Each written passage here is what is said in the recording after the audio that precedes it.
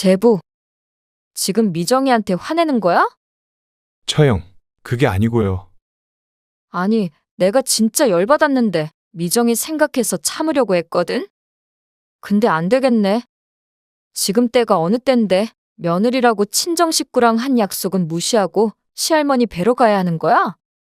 그게 맞아? 그게 아니라 아니긴 뭐가 아니야. 거짓말할 수밖에 없게 해놓고는 왜 애를 잡아? 그것도 우리가 집에 와 있는데도 말이야. 처가 식구들은 우스운 거야, 뭐야? 오늘 이야기 속 주인공은 60세 문성애 씨입니다. 그리고 그녀의 아들과 며느리, 사돈 가족들에 대한 이야기이죠. 문 씨는 어디선가 딸 많은 집에 아들 장가 보내지 말라는 소리를 들은 적이 있었습니다. 출처는 모르겠지만 한두 번 들었던 말은 아니었습니다. 그리고 문 씨는 그 말이 전적으로 맞다고 생각했습니다. 물론 아닌 경우도 많겠지만 적어도 문 씨에게 있어서는 100% 맞는 말이었습니다. 주변을 보아도 딸이 많은 집은 화목했습니다. 딸들을 중심으로 가족들이 똘똘 뭉치곤 했습니다. 그런데 그런 딸이 셋이라면 그것도 아들 하나 없이 말이죠. 그런 가족이 문 씨의 사돈네였습니다. 세 자매 중 막내가 문 씨의 며느리였습니다. 세 자매의 우애가 얼마나 깊던지 문 씨는 그걸 장점이라고만 생각했습니다. 하지만 결코 문 씨의 아들에게는 좋은 일이 아니었습니다. 아들은 사돈네에서 사사건건 다른 사위들과 비교당했고 결혼 준비 비용이나 예물 목록도 다른 자매들에게 맞춰야 했습니다. 그리고 무슨 가족 행사가 그리 많은지 항상 처가에 가 있는 아들은 문 씨와 5분 거리에 살고 있었지만 콧배기를 보기가 힘들었습니다. 반대로 문 씨 가족에게 일이 있을 때는 이 핑계 저 핑계 대까며 참석하지 않으려는 며느리도 얄미웠습니다. 결국 아들네 집 옆으로 줄줄이 이사까지 온다는 말에 대책을 강구해야 했습니다. 아들만의 문제가 아니라 문 씨의 집까지 날아갈 지경이니 말이죠. 문 씨는 아들 하나, 딸 하나가 있었습니다. 연년생인데도 남매라 그런지 가족으로서 서로를 사랑하긴 하지만 서로 죽고 못 사는 관계는 아니었습니다. 둘째인 딸이 먼저 결혼해서 문 씨 부부와 1시간 정도 떨어진 곳에 살고 있었습니다. 그리고 첫째인 아들도 진작 취직하며 따로 나가 살고 있었죠. 그저 서로가 잘 살고 있겠거니 생각하며 명절 때나 가끔 만날 뿐이었습니다. 그런데 아들을 결혼시키고 나니 그렇지 않는 형제들도 있구나 싶었습니다. 2년 전 문 씨는 아들을 결혼시켰습니다. 미리 알고는 있었지만 상견례 자리에서는 조금 신기한 기분이 들었습니다. 사돈부부와 세 자매가 나란히 앉아있는 모습을 보고 말이죠. 여자들 사이에 외롭게 앉아있던 바깥 사돈을 보고는 속으로 웃음을 짓기도 했습니다. 이렇게 세 자매가 너무 보기가 좋네요. 그렇죠? 아들 없어도 하나도 안 부러워요. 그러실 것 같아요.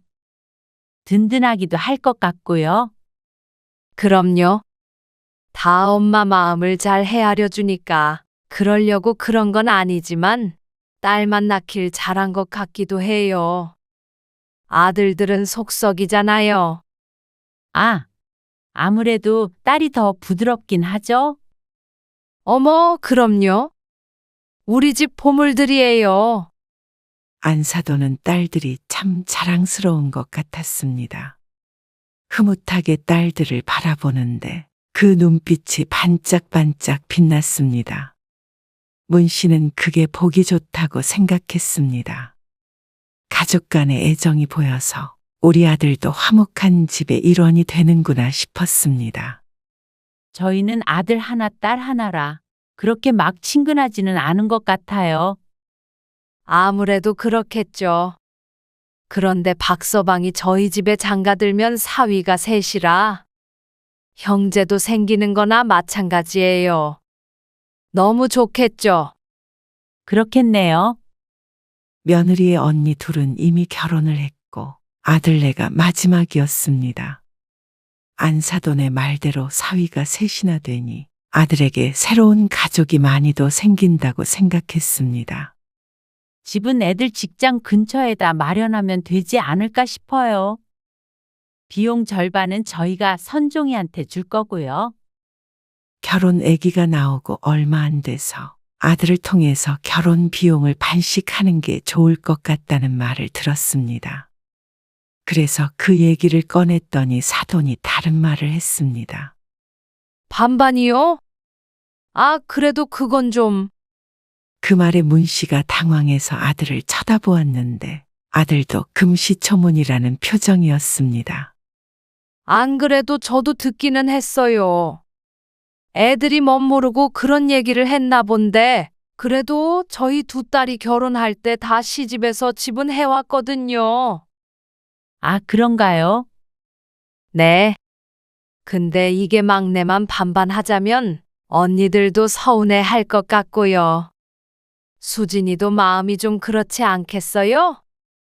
그러자 두 딸이 동조하는 듯 고개를 끄덕였고 문 씨의 며느리조차 눈치는 보고 있지만 반박하는 말은 하지 않았습니다. 얘기가 다 된 것인 줄 알았는데 상견례 자리에서 대놓고 집을 해오라는 말을 들으니 조금 황당하긴 했습니다. 남자라는 이유로 집을 해오라는 말은 부당하다고 생각했습니다. 문 씨도 딸을 결혼시켰지만 당연하듯 반씩 지원을 해줬습니다. 그렇게 따지면 문 씨의 딸도 서운할 것이었습니다. 문 씨는 흔쾌히 대답하지 못했고 그날의 상견례는 그렇게 끝이 났습니다. 그리고 문 씨 가족이 모여서 의논을 한 결과 문 씨의 집 바로 옆 아파트에 월세를 주고 있던 24평짜리 아파트가 있는데 그게 만기가 되면 아들네가 들어가서 살기로 했습니다. 딸이 섭섭하지 않다며 흔쾌히 고개를 끄덕여서 가능했죠. 우선 너희 결혼식 전에 세입자가 나가니까. 나가면 수리를 하든 어떻게 하든 하고 나중에 돈 모아서 더 넓은 집으로 가거나 다른 데로 이사 가게 생기면 그때 그 집 팔아서 줄게. 네. 감사해요. 죄송합니다. 문 씨 부부도 기분이 좋을 수는 없었습니다. 얼마 뒤에 받은 예물 목록을 보고는 또 한 번 참을인 3번을 새겨야 했습니다. 두 딸을 결혼시키면서 받았던 예물들과 동등하게 해달라는 메시지도 있었는데 이해가 가지 않았습니다. 도대체 왜 막내딸을 결혼시키며 나머지 자매들과 똑같이 해야 하는지 말이죠. 불필요해 보이는 것들이 적힌 목록을 보고 있자니 지금 결혼을 시키는 것인지 며느리를 사오는 것인지 구분이 가지 않았습니다. 아들 있는 게 부럽지 않다더니 이래서 그런 말을 했나 싶었습니다. 이 상황만 보자면 아들이 있다는 이유만으로 도대체 얼마를 내줘야 하는 것인지 가늠이 가지 않았습니다. 그래도 형편이 안 되는 것도 아니고 최대한 서로 기분 나쁘지 않게 하자. 아니, 그렇다고 우리가 재벌도 아니고. 그리고 다 그렇다 쳐도 할 거면 양가에서 똑같이 해야 하는 거 아니야? 요즘 때가 어느 때인데 이러는 거야? 그렇다고 싫다고 그래? 아들은 예물이나 기타 결혼에 필요한 비용은 전부 자신이 모아둔 돈으로 하겠다고 했습니다. 그런데도 문 씨의 마음은 좋지 않았습니다. 아들의 돈이라고 하더라도 쓰지 않아도 될 돈을 쓰는 기분이었습니다. 이런 것 때문에 결혼을 미룰 수는 없잖아. 왜 없어? 다 이런 것 때문에 결혼을 미루는 거지 뭐. 좋게 생각해. 문 씨도 아들 며느리가 결혼을 준비하다가 갈라서길 원하지 않았습니다. 남편의 말대로 그쪽에서 하자는 대로 맞춰서 결혼만 한다면 그 뒤로는 모든 게 잘 될 것이라고 생각했습니다. 그런데 그게 아니었습니다. 상견례에서 겪었던 모든 것들이 그걸 말해주고 있었지만 눈치채지 못한 문 씨의 잘못이었습니다. 문 씨 부부가 어리석었죠. 선종아, 내일 토요일인데 저녁에 너희 집에 가도 돼? 리모델링 한 것도 좀 보고. 오랜만에 만나서 밥 한 끼 먹으면 어떨까 하는데. 내일 황서방이랑 수진이도 온대. 아, 수진이랑 전함이? 근데 어쩌죠? 왜? 약속 있니? 지금 처형들이 와 있어서요. 아, 사돈이? 네, 둘째 사돈은 멀리서 산다고 하지 않았어? 엄청 멀지는 않고요. 그래도 1시간은 넘게 걸리죠. 무슨 날인가 보지? 그건 아니고요. 자매끼리 뭉치기로 했다네요. 일요일에 돌아간대요. 아, 자고 가는 거야? 이틀 동안? 네, 그럼 어쩔 수 없지. 그러면 다음 주는 돼. 수진이도 다음 주에 오라고 할게. 네. 그게 좋을 것 같아요. 문 씨가 아들과 통화를 마쳤습니다. 그러자 남편이 실망한 눈치였습니다. 안 된대. 근데 지난번에도 사돈 식구들 와 있다고 그러지 않았나? 그렇지? 사이 좋아 보이더니 결혼하고 나서도 여전하네. 엎어지면 코 닿은 데 사는데 아들 얼굴 보기 참 힘드네. 남편의 말에 문 씨가 웃어넘겼습니다. 그리고 그 다음 주 약속한 날이 되었을 때 금요일 저녁에 아들에게서 전화가 왔습니다. 내일 약속이요. 좀 미뤄야 될 것 같아요. 이미 한 차례 미룬 약속인데 또다시 미뤄야 한다는 말에 의아해하며 문 씨가 물었습니다. 무슨 일인데? 처가에 좀 가야 될 것 같아서요. 사돈네? 왜? 갑작스럽게 처가에 가야 한다기에 문 씨는 무슨 일이라도 생긴 줄 알았습니다. 1달 뒤에 장인어른 생신이시거든요. 그래서 다 같이 모여서 무슨 회의를 해야 된다고 하던데요. 회의? 아, 환갑이신가? 아니요. 그건 아니고요. 환갑도 아니고 생일이 한 달이나 남았는데 가족회의를 하기 위해서 다 같이 모여야 한다는 말이었습니다. 그것도 하루 전날에 통보를 하고 말이죠. 문 씨는 황당했지만 그렇다고 거기 가지 말고 우리 집으로 오라고 할 수도 없었습니다. 생신 때문에 형님들도 다 오셔서 저희만 빠질 수가 없을 것 같아요. 그래, 그렇겠지? 그렇게 따지자면 인원수는 적었지만 문 씨의 가족도 다 같이 모이는 것이었습니다.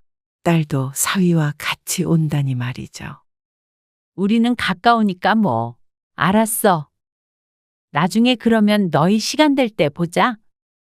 네. 수진이 오라고 해서 맛있는 것도 드시고 그러세요. 알았으니까 걱정 말고 다녀와. 딸이 결혼했을 때는 이런 일이 없었습니다. 1년에 딸내 부부를 보는 날이 그리 많지는 않았기 때문이었습니다. 가까이 사는 것도 아니었고 일하느라 바빠서 딸이 시집에도 거의 가질 못하는 걸 알고 있어서 불만은 없었습니다. 그런데 아들네와는 이렇게 가까이 사는데 오히려 훨씬 먼 처가만 들락날락하니 아무리 맘 편히 생각하려고 해도 섭섭한 감정이 드는 것은 어쩔 수 없었죠. 그리고 얼마 뒤 아들이 결혼하고 첫 명절이 되었을 때 아들이 며느리와 함께 전날 저녁에 찾아왔습니다. 차 안 막혔지? 남편이 썰렁한 농담을 하자 아들이 웃었습니다. 천천히 왔는데도 5분 거리네요. 아파트 후문으로 가면 걸어서 5분이면 서로의 집에 도착할 수 있었습니다. 명절 때 도로에서 버리는 시간을 이렇게 아낄 수 있으니 가까이 사는 게 큰 장점이라는 생각이 들었습니다. 아들 부부는 문 씨가 차려놓은 저녁밥을 먹었습니다. 근데 집이 코앞이라 자고 가는 것도 이상하고 잠자리도 불편할 것 같아서 잠은 집에서 자고 다음날 아침 일찍 차례를 지내러 다시 오기로 했습니다. 차례 음식은 거의 다 해놨거든. 그래서 너무 일찍 올 필요는 없고 한 8시 반쯤?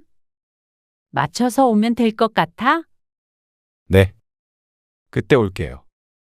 그리고 다음날 아침이 되었을 때 아들 부부가 다시 와서 함께 차례를 지냈습니다.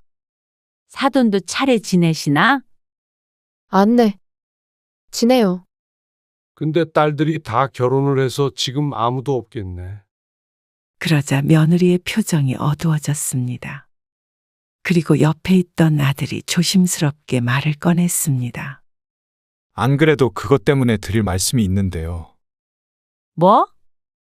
다음 명절부터는 처형네랑 돌아가면서 처가에 먼저 가기로 했어요. 그게 무슨 말이야? 아무래도 미정이네는 아들이 없으니까 차례 도와줄 자식이 없잖아요. 그래서 자매가 돌아가면서 돕자는 말이 나와서요. 다음 명절에는 큰 처형네가 가기로 했고요. 저희는 내년 명절이죠. 내년 명절에는 처가에 먼저 갔다가 올게요. 아들이 하는 말을 천천히 곱씹어 보았습니다.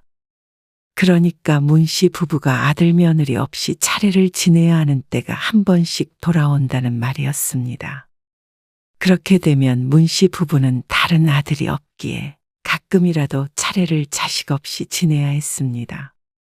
그리고 다른 자매들도 다 그렇게 하기로 했다는 말을 덧붙였습니다. 이게 맞나 싶었습니다. 그런데 또 생각해보면 아들이라는 이유만으로 먼저 집에 오는 것은 불합리한 것 같기도 했습니다. 매번 처가 먼저 가는 것이 아니기에 문씨 부부도 그러라고 했습니다. 장점도 있었습니다.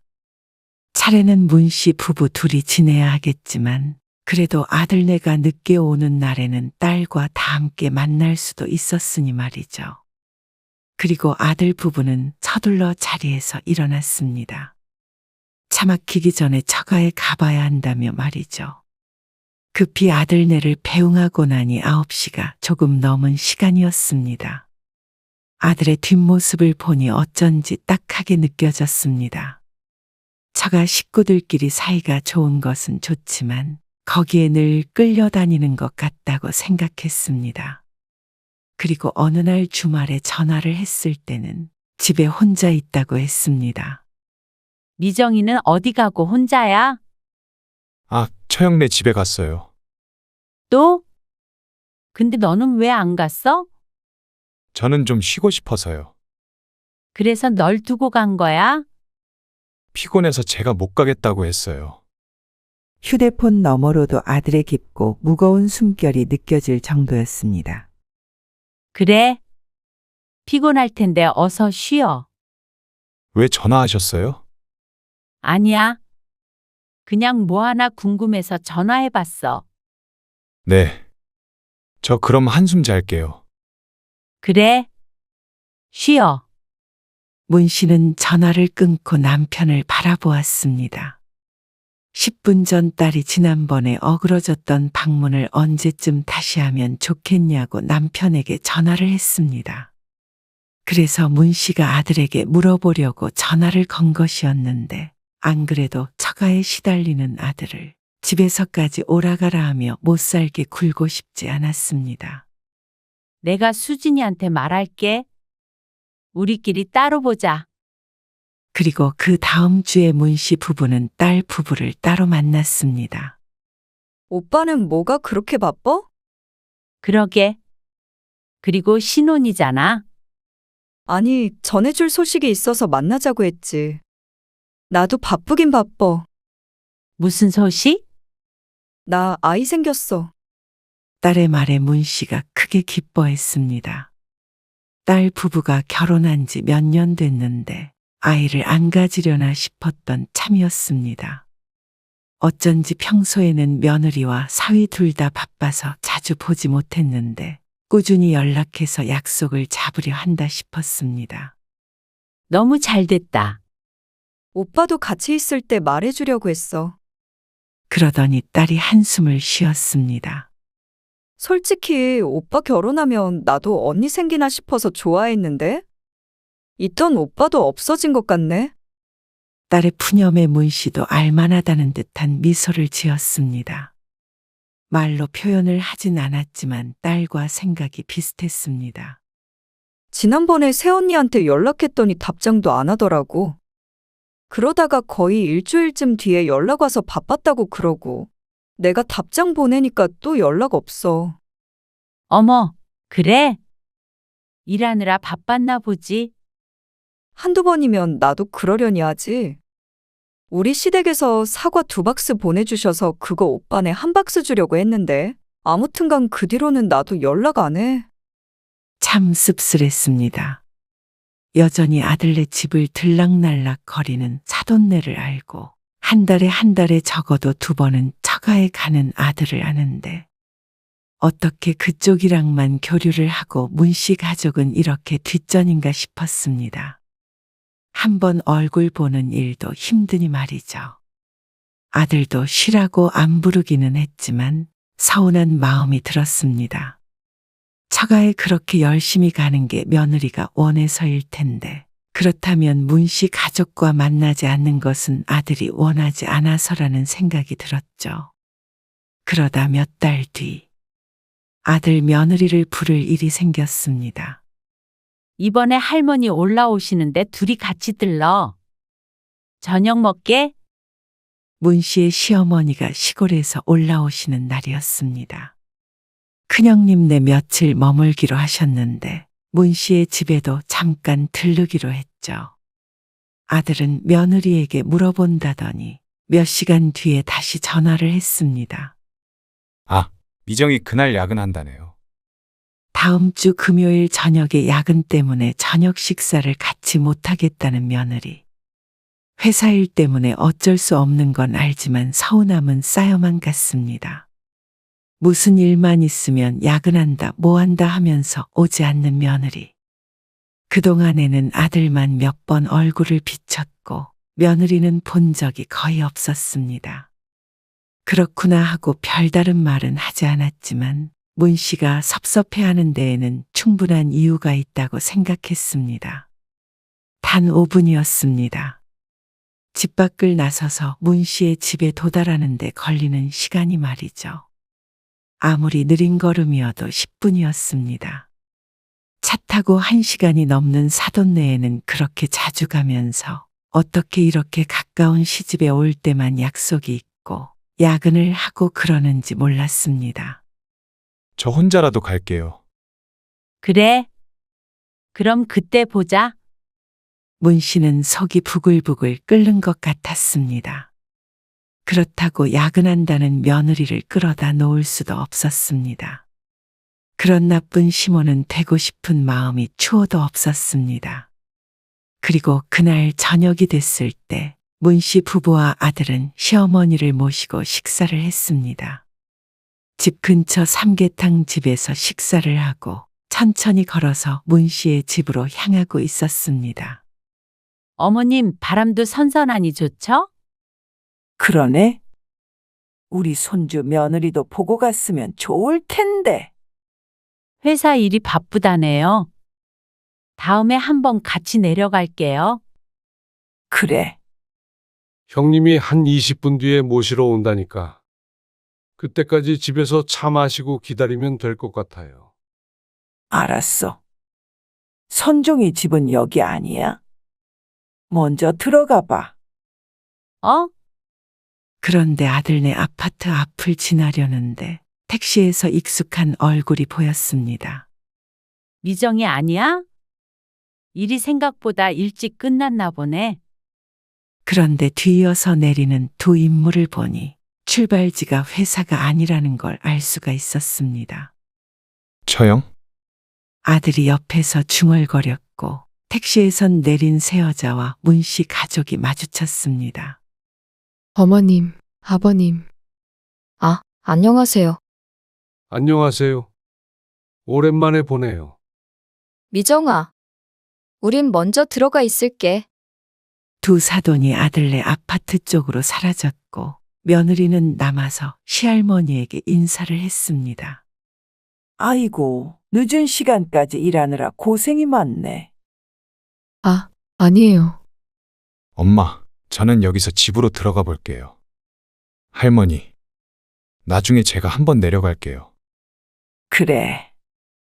어서 들어가 봐. 네. 다음에 뵐게요.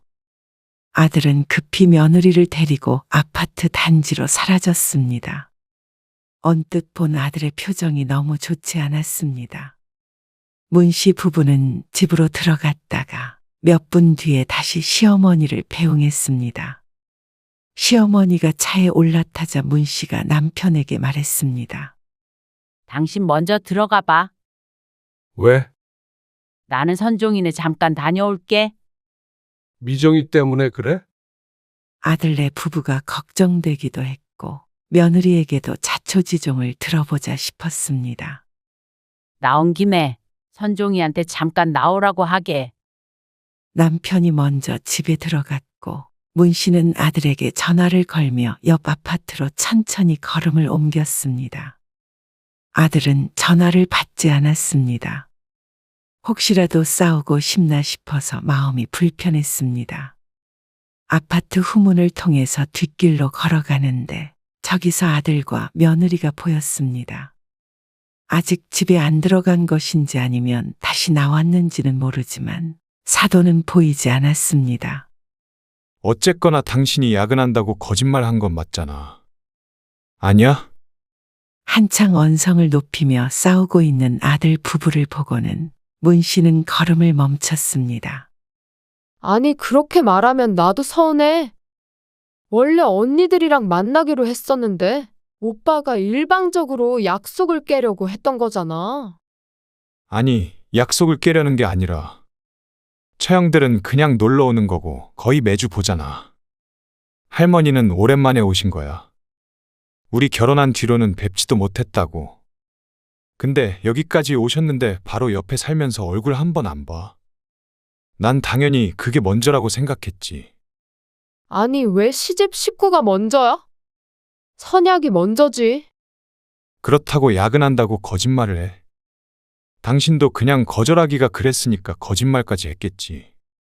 그리고 거짓말을 했으면 들키지나 말던가. 어떻게 바로 집 앞에서 3시 택시에서 내려? 우리도 외식한다고 했으면 마주칠 수도 있다고 생각을 했어야지.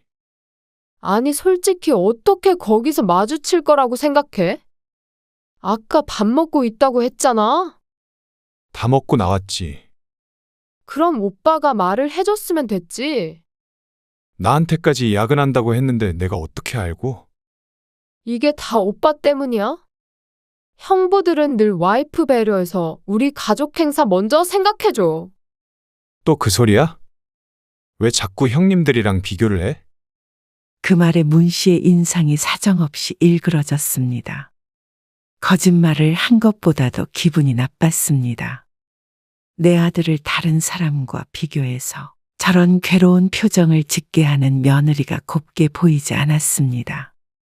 아들의 말을 들어보니 한두 번도 아니었던 것 같고 말이죠. 문 씨가 가서 한마디를 해야 할까 말까 망설였습니다. 하지만 여기서 끼어들어서 며느리한테 퍼부어봤자 아들 며느리 사이에 무슨 도움이 될까 싶었습니다. 상황이 더 악화되면 악화됐지 결코 좋게 끝날 리가 없다고 생각했습니다. 그래서 문 씨는 한숨을 한 번 내쉬고 뒤를 돌았습니다. 얘기를 하더라도 나중에 아들이랑 따로 하자 싶었습니다. 그런데 날카로운 목소리가 문 씨의 뒤통수를 때렸습니다. 제부, 지금 미정이한테 화내는 거야? 처형, 그게 아니고요. 아니, 내가 진짜 열받았는데 미정이 생각해서 참으려고 했거든? 근데 안 되겠네. 지금 때가 어느 땐데 며느리라고 친정 식구랑 한 약속은 무시하고 시할머니 뵈러 가야 하는 거야? 그게 맞아? 그게 아니라 아니긴 뭐가 아니야. 거짓말할 수밖에 없게 해놓고는 왜 애를 잡아? 그것도 우리가 집에 와 있는데도 말이야. 처가 식구들은 우스운 거야, 뭐야?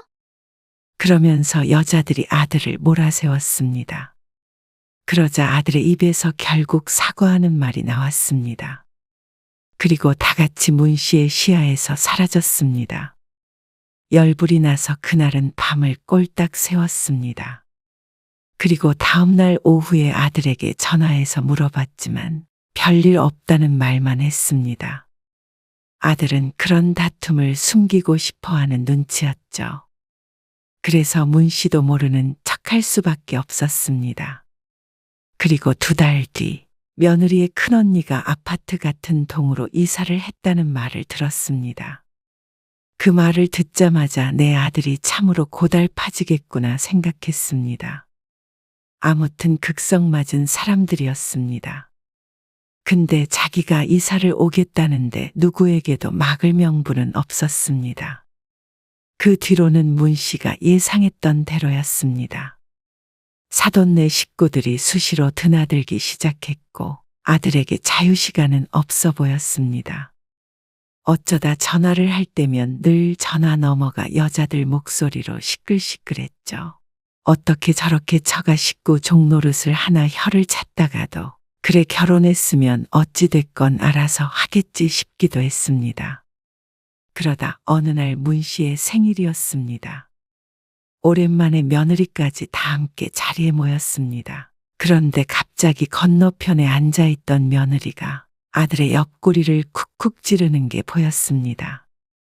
그리고 아들은 그걸 느끼지 못한다는 듯이 반응을 하지 않았습니다. 며느리의 표정은 점점 나빠졌습니다. 식사 자리가 끝날 때까지 그러다가 다들 집으로 돌아갔습니다. 다음 날 아침 일찍 아들에게서 전화가 왔습니다. 그리고 하는 말이 너무나도 황당했습니다. 둘째 처형도 이쪽으로 이사를 오고 싶어 해요. 뭐? 멀리 살잖아. 1시간 거리라 직장에 왔다 갔다 할 건가 봐요. 아니, 이 동네 뭐가 볼 게 있다고 그렇게까지 해? 그냥 자매들끼리 가까운 데 살고 싶다고요. 근데 지금 경제적으로 여유가 없어서 저희한테 좀 보태달라고 하시더라고요. 장모님이. 뭐? 큰 처형도 최근에 이사해서 여유가 없다고. 저희도 그렇다고 하니까 이 아파트로 대출을 좀 받아서 달라고 했어요. 그게 말이 되니? 그리고 그 집 아빠 명의인데. 네. 그래서 이참에 명의도 바꾸라고. 그래서 너도 그렇게 해달라고 전화한 거야. 아니요. 안 된다고 했어요. 근데 또 말이 나올 것 같아서 알고 계시라고 전화드린 거예요. 미정이가 그런 기색 보여도 놀라지 마시라고요. 문 씨는 아들이 참 바보 같기도 하고 짠하기도 했습니다. 어쨌거나 안 된다고 했으니 그건 다행이라고 생각했습니다. 명의를 미리 주지 않은 게 천만 다행이었죠. 그러다가 한 달 뒤 며느리의 둘째 언니가 이사 왔다는 말을 들었습니다. 혹시나 해서 아들에게 물어봐더니 아들이 보태준 것은 아니라기에 안심을 했습니다. 그런데 어느 날 아들이 말도 없이 문 씨의 집을 찾아왔습니다. 그것도 짐을 싸들고 말이죠. 이게 무슨 일이야? 너희 싸웠어? 그러자 아들이 들려주는 이야기가 너무 충격적이었습니다. 모든 돈 관리는 며느리가 하고 아들은 월급을 받으면 전부 며느리에게 줬다고 했습니다.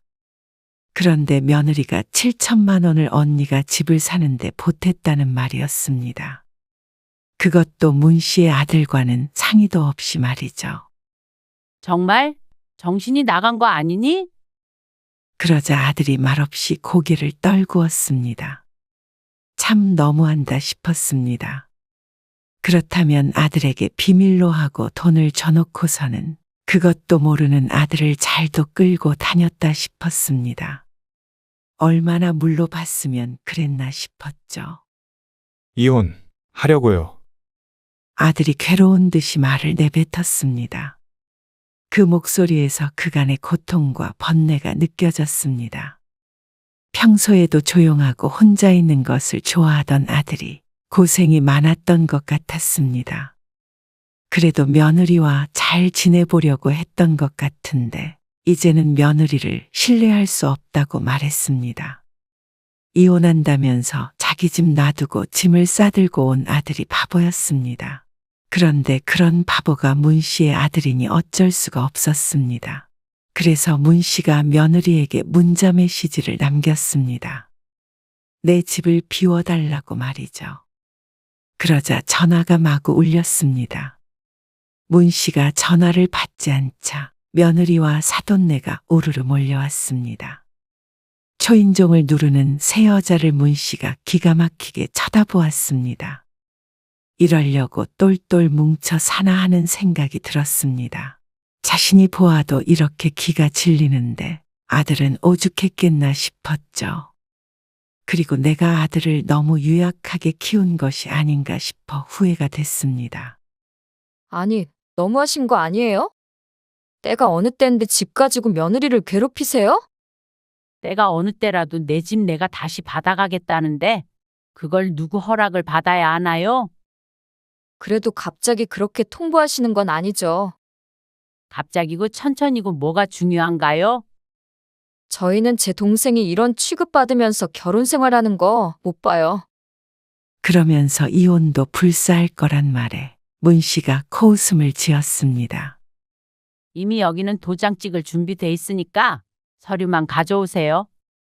그러자 며느리의 표정이 달라졌습니다.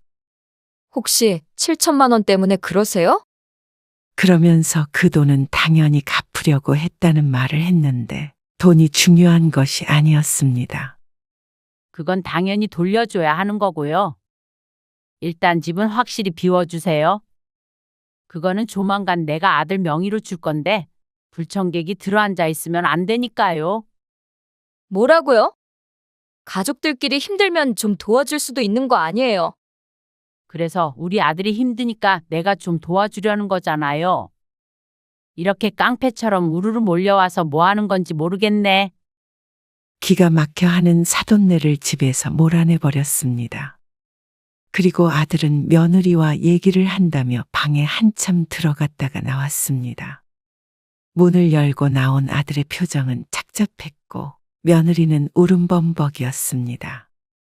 그리고 얼마 뒤에 아들은 이혼 도장을 찍었습니다. 빌려줬던 돈은 바깥 사돈에게서 받았죠. 그나마 아이가 없어서 다행이라고 생각했습니다. 사돈이었던 사람들과 한 아파트에 사는 게 힘들다는 아들은 좀 떨어진 곳에 집을 구했습니다. 죄송해요. 제가 너무 부모님 생각을 못했어요. 자신이 못나게 굴어서 부모에게도 상처를 줬다며 아들이 사과했습니다. 2년 동안에 아들에게 서운한 것도 많았고 미울 때도 있었지만 그래도 결혼한 지 2년 만에 이혼남이 되어버린 아들을 보니 마음이 좋지 않았습니다. 하지만 한편으로는 빨리 깨닫고 갈라선 것이 다행이라고 생각하기도 했습니다. 어쨌거나 아들이 아직 젊으니 새 출발을 하면 될 테니 말이죠. 그 와중에 단단해졌다면 그것도 인생의 교훈으로 삼고 살아갈 수 있을 것이었습니다.